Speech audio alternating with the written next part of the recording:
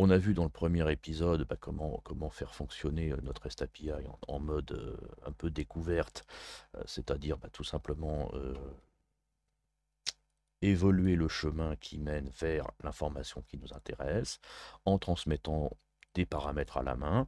Mais évidemment, si on veut reconstituer quelque chose de propre, on va essayer d'automatiser un peu tout ça.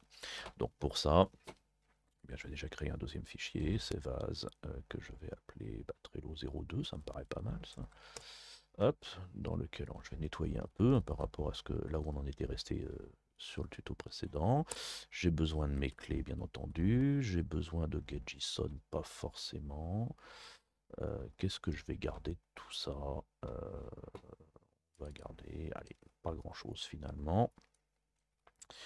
Puisque là, l'idée, c'est de faire à peu près la même chose, mais de ne pas forcément créer un fichier à chaque fois, mais plutôt exploiter les informations pour aller chercher les données qui sont à l'intérieur et reconstituer notre état des lieux, on va dire, lisible. Donc pour ça, je vais avoir besoin de ma fonction getJSON, alors que je vais peut-être appeler getData. Ce sera peut-être plus clair parce que c'est pas la même que tout à l'heure. Tout à l'heure, c'est-à-dire dans l'épisode 1. Clin d'œil, je l'ai fait dans la foulée, c'est pour ça. Donc getData qui n'a pas besoin de fichier puisque on ne va pas sauvegarder les données.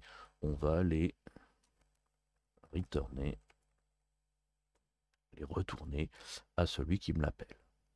Et là, typiquement, plutôt que de sauvegarder mon fichier, je vais récupérer ça. Donc, je vais interroger mes boards pour avoir mes lists de mes boards dans un truc qui s'appelle getData. Donc, getData va me chercher mes données en partant d'un board, me récupère ça sous forme de liste. Et dans ces lists, eh bien, on va déjà afficher les names. Alors évidemment, là, je travaille de mémoire et en regardant un petit peu mon élément, mais je rappelle que c'était, je pars de ce fichier-là, enfin, de ce résultat-là plus exactement, et je veux récupérer le name qui m'intéresse. Ce qui m'intéressera aussi, c'est l'ID qui va me servir pour aller chercher le détail de ce board, évidemment. Donc là, je vais déjà m'afficher ça. Si tout va bien, ça ne marche pas. Ah, alors, déjà, pourquoi ça ne marche pas? Get data, get data. Ah oui, parce que c'est pas le board qui m'intéresse, c'est le board list, c'est-à-dire la liste, les listes de ce board. Voilà, et je retrouve bien affaire en cours et fait. On est pas mal. Maintenant, pour chacun de ces éléments-là, un peu sur la même construction que dans le tuto précédent, je veux aller chercher la liste des cards. Donc la liste des cards, c'est-à-dire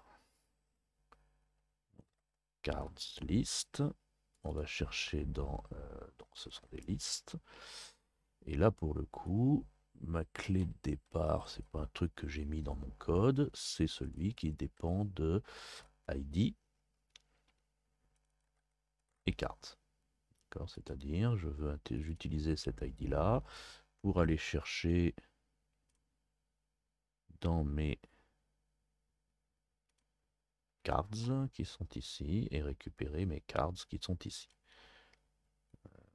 Et je vais donc ensuite récupérer des cards. Donc si je fais un print card list,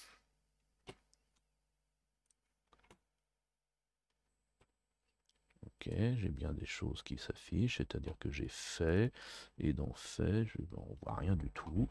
Donc de la même façon, on va plutôt, parce que moi ce qui m'intéresse surtout c'est un affichage propre, aller chercher dans chacune des cartes qui me sont retournées le name de la carte qui sont ici. Ah voilà, déjà on y voit plus clair. D'accord, c'est-à-dire qu'on a bien affaire en cours et fait,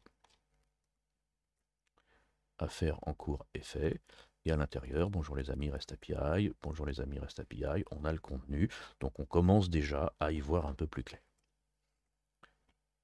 Alors, de la même façon qu'on affiche le name, si je retourne ici, on pourrait afficher la description, on pourrait afficher je ne sais quoi, on pourrait voilà, c'est tout ça qui serait intéressant. Il suffit après de faire varier les éléments qui sont là.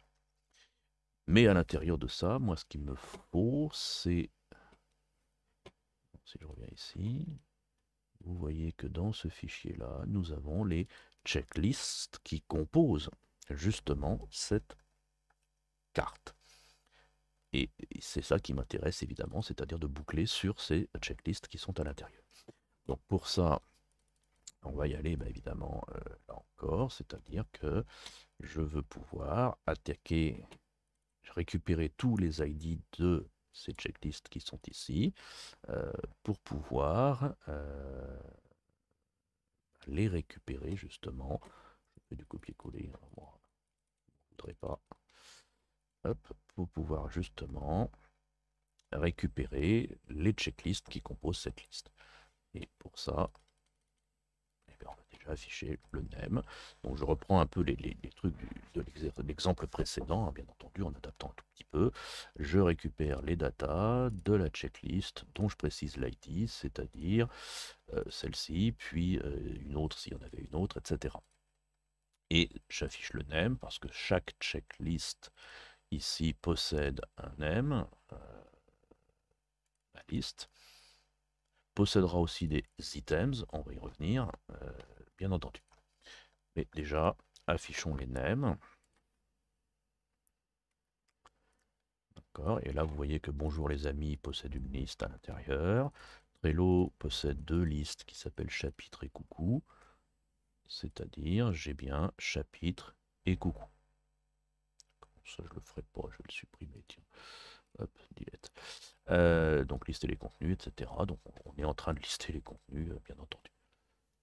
Ça, ce sera les chapitres. Et là, ce sera un essai comme un autre.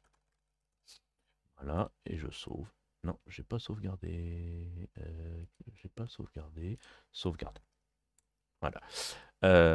Et si je relance, blang, vous voyez qu'on a bien un essai comme un autre. Partant de là, maintenant qu'on est dans la checklist, il va falloir qu'on parcourt pour récupérer les items de ma checklist, c'est-à-dire pour chacun des check items, on récupère ça et on va pouvoir de la même façon afficher le, faisons attention à l'indentation, le checklist item.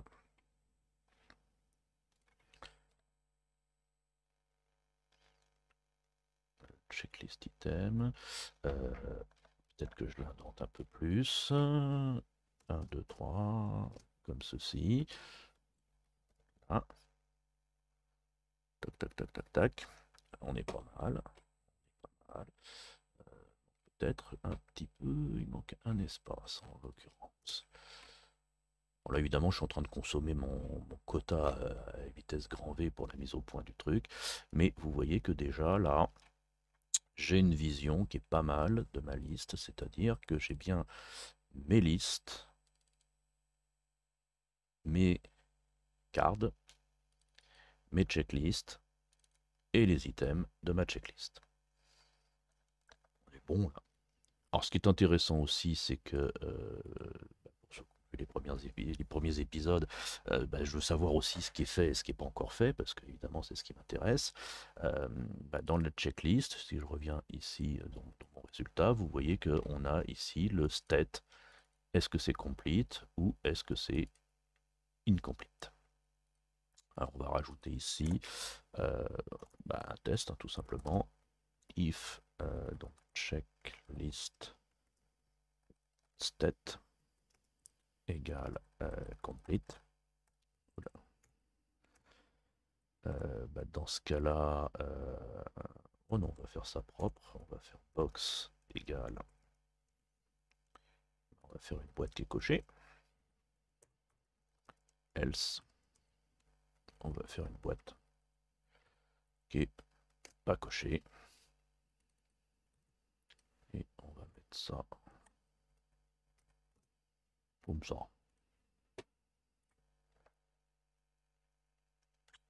Et voilà, là j'ai bingo. Ah, manque un espace et un espace de trop. Je suis très maniaque. Bon, après, le formatage, évidemment, on pourrait créer un fichier HTML, etc. Ou travailler autrement, peu importe. Et là, vous constatez que j'ai bien une vision d'ensemble de tous mes boards, enfin de tout mon board, avec les listes, les cards, les checklists, les items, et ceux qui sont cochés et ceux qui ne le sont pas. Voilà. Donc la REST API Trello, bah, c'est assez lisible quand on a un peu l'habitude. Je n'ai pas fait le tuto en direct, mais quasiment. Elle est très bien organisée. À très bientôt.